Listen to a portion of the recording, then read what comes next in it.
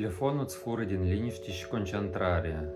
Acesta este adevărul pe care eu l-am aflat după ce am ținut un post informațional timp de 7 zile.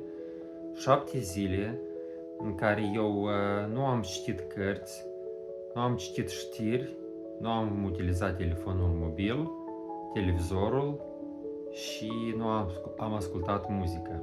Probabil primele zile am simțit un pic de disconfort pentru că eram obișnuit cu toate aceste lucruri, însă cu timpul acest disconfort a dispărut.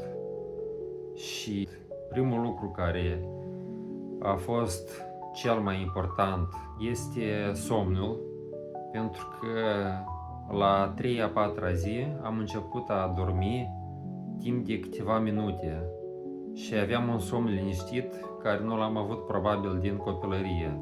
Pe lângă aceasta am avut un psihic mai liniștit, am avut o comparație mai puțină față de alți oameni, o concentrare mai bună, o gândire mai clară. În general am avut foarte multe efecte pozitive.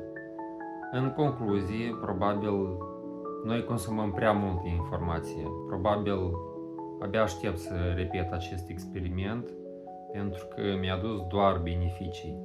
Pentru că am observat cum mi s-a mărit concentrarea, și anume concentrarea de a face un anumit lucru pe care eu doresc să mi-l fac, și în general cum a apărut gândirea mea de multe idei, gândirea mea pe care eu cândva o aveam și pe care eu am pierdut-o. Nu spun că telefonul este dușmanul nostru, dar probabil el trebuie limitat.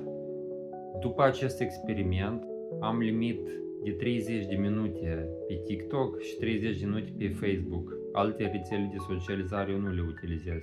Probabil vă îndemn și pe voi să faceți acest lucru sau cel puțin să-l încercați și să vedeți efectele pozitive care o să fie în urma acestor și numai bine.